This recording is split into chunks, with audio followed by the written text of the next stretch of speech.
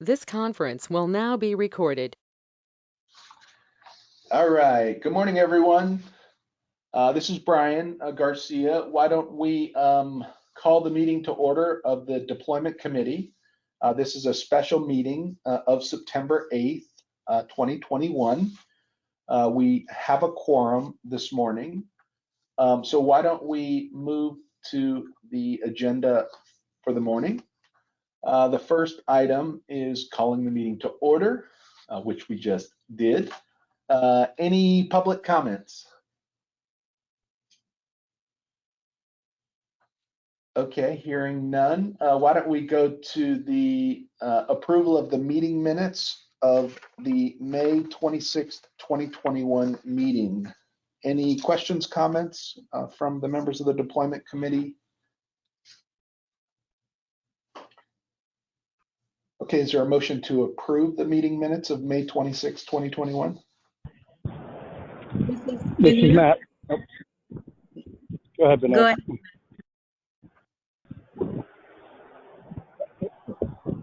Okay, I think we. This is Matt. I'll move the minutes. Great, thank you, Matt. Second, Benu? Yes, second by Binu. Thank you. Thank you. Any questions, comments? Okay, great. A motion to approve the meeting minutes of May 26th. All approved, say aye. Aye. Aye. Nays? Abstentions? All right, great. We've got those meeting minutes. Thank you, Cheryl and Ariel. Great meeting minutes as always. Okay, we're gonna turn our attention to the item for the special meeting today, which is a CPACE transaction in Southington. Let me turn it over to Mackie. Good morning, everyone. This is Mackie Dykes.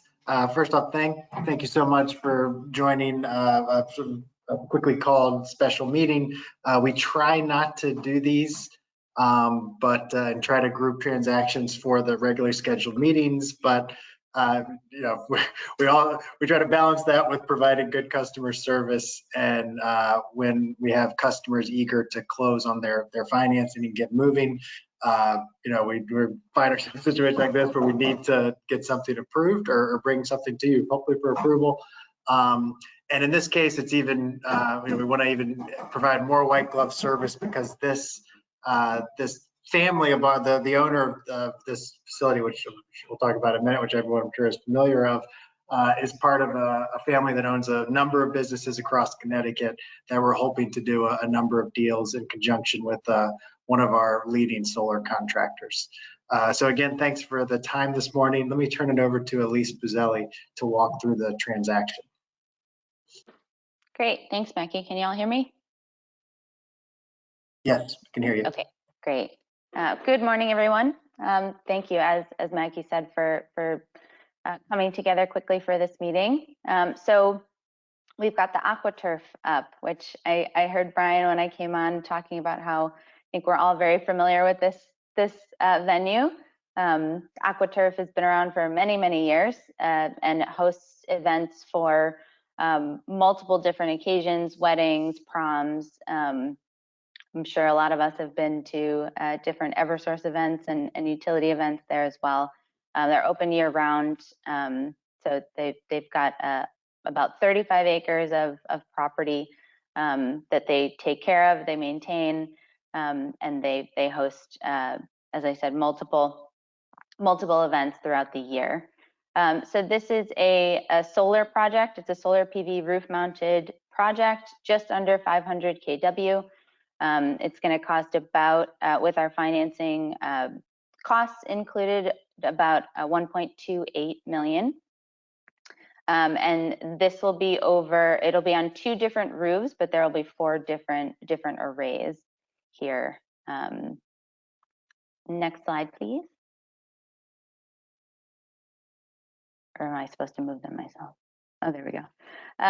So they're looking to do a 20-year loan.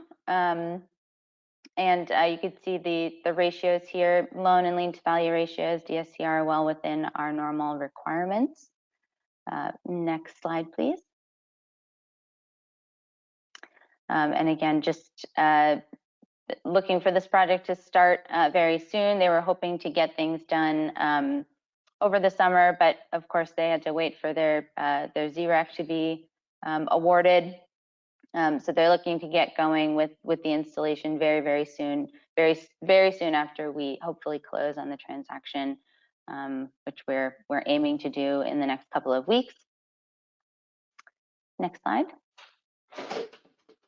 And then this just gives you a quick snapshot of the underwriting memo. So we are still, the one thing we are still waiting for is the lender consent with TD Bank. We do anticipate getting that any day. The building owner has a good relationship with TD Bank. And as Mackie said, the family of businesses, well, it's a family that owns multiple different types of businesses. They have a good relationship with TD Bank, so we do anticipate that coming through very soon. And this project, as Mackie mentioned, is with Green Earth Roofing Solutions. Some folks there that we've been working with since the inception of the program.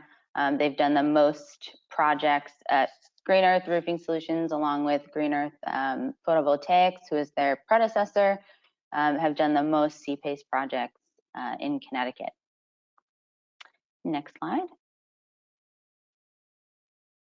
And then this just gives you a quick snapshot of the metrics and the savings. So over the effective useful life of this project, we're looking at, I believe, let's see, I'm not seeing the number pop out at me here, but sorry, over $3 million in savings over the effective useful life, and about 36,000 MMBTUs. And next slide, I think that might be it. I think that's it. Does anybody have any questions I can help answer? We also have Mike Yu, who did the underwriting on the line as well. So happy to answer any questions.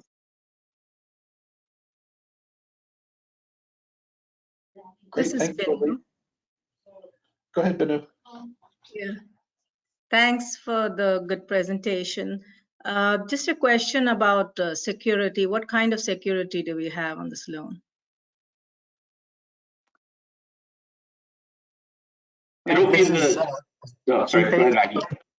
okay. This is a CPACE project, so it will be backed by the CPACE assessment, which is a senior tax assessment on the property. That's why we're waiting on the TD Bank consent.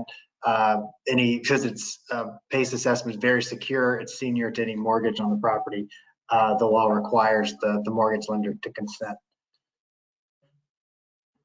Thank you. In addition to that, because it's a solar PV project, we get an assignment of ZREC revenues if the transaction should go into default. So, Mike, you might want to speak to that. Yeah, so the ZREC revenues here are fairly substantial, in the order of about over $40,000 a year on a projected basis. And so if there ever is an issue with the AquaTurf being unable to pay their assessment, then we can take possession of those RECs and divert them toward satisfying their CPACE obligations. So that would cover nearly about 40, I believe 40% of what they owe. Thank you.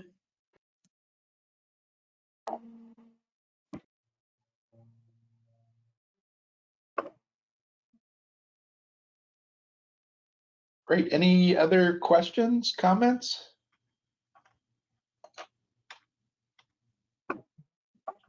Okay, hearing none, is there a motion to approve resolution? This is actually resolution 2.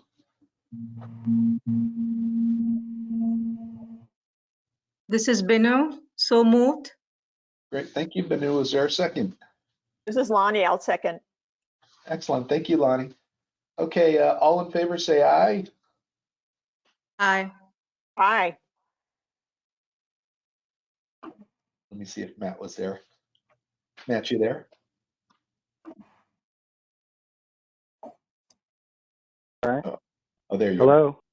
There you are. Yeah. Hi. Hey. Sorry, I think I was muted. I did have one quick question. I don't want to hold everyone up. If Please. that's all right. Just in terms of, I see the restaurant revitalization fund. That's a grant, so it doesn't have to be paid back. But are they going to have a cash crunch at all to pay back early on if they get a first-year assessment of a certain amount? And I don't know how their tax bills fall.